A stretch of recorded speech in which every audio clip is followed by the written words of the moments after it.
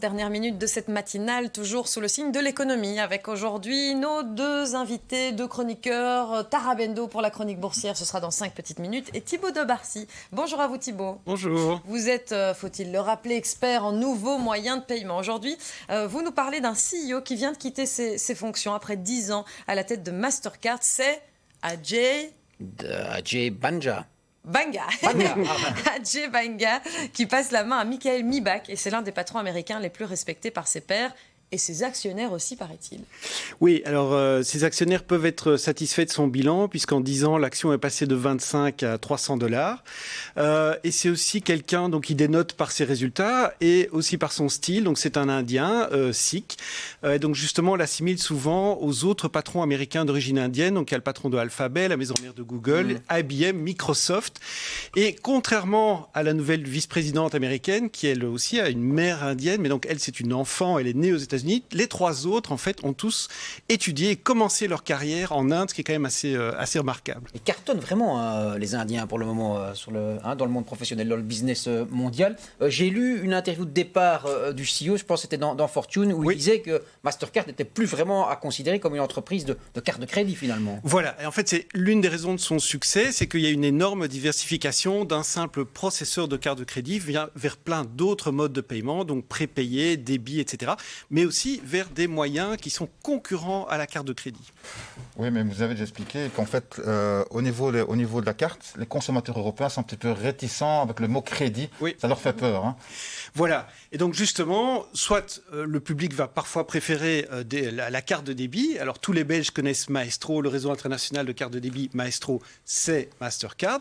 Et puis, on en a parlé aussi, beaucoup de succès dans les portefeuilles électroniques, les applications mobiles de paiement. Mais vous l'aurez peut-être remarqué, les applications mobiles de paiement, ça se charge via une carte, donc il faut prépayer.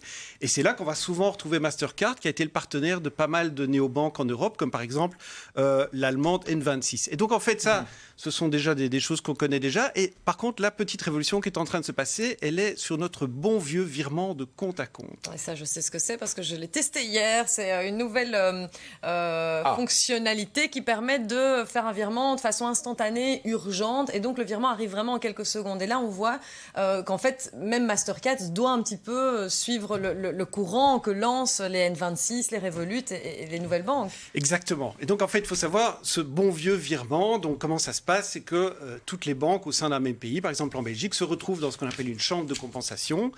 Et le mécanisme traditionnel, comme tout le monde sait, ça prend 2-3 jours. Alors tout le monde trouvait ça beaucoup trop lent.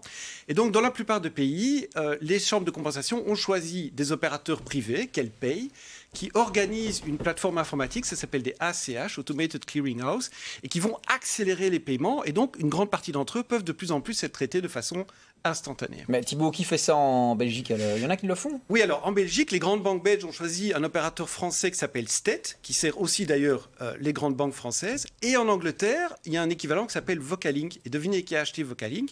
Mastercard. Bravo. La boucle est bouclée. Voilà. Et ils ont également racheté un autre opérateur nordique qui fait à peu près la même chose, qui s'appelle Nets. Mais donc en réalité, pour l'instant, on ne sait pas le faire. Si, bien sûr.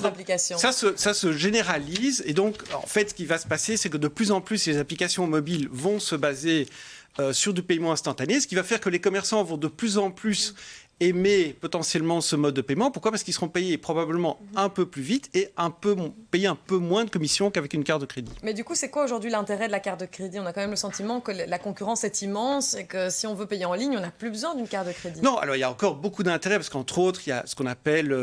d'abord, le commerçant, il a une garantie d'être payé. Ensuite, il y a les assurances. Il y a le fait aussi que tout simplement, vous payez un peu plus tard. Donc ça arrange beaucoup de monde de payer un petit peu plus tard. Et aussi les paiements par de crédit, vous pouvez contester un paiement que vous n'auriez pas fait ou sur lequel vous n'avez pas été livré, ça s'appelle le chargeback. Donc il y a encore beaucoup d'avantages, énormément d'avantages à la carte de crédit. Mais donc la concurrence n'est pas réelle, Mastercard n'est pas en train de se tirer une balle dans le pied à favoriser les paiements en ligne. Alors il y a une vraie concurrence, mais donc la grande réussite d'Ajay Banga, c'est d'avoir organisé sa propre désintermédiation. Et donc finalement, c'est le fait de dire dans la stratégie, on laisse le choix au client, vous préférez la carte de crédit, vous l'utilisez, vous préférez un paiement instantané, vous le faites. Mais donc la stratégie de la société, c'est d'être présent un peu partout. Et donc au vu des résultats financiers dont on a parlé, c'est plutôt une réussite. Et donc de proposer toutes les alternatives au nom de Mastercard. Exactement. Merci beaucoup Thibaut de Barcy pour cette chronique éco. en ce mardi. Et à 8h51, un coup d'œil sur les marchés boursiers.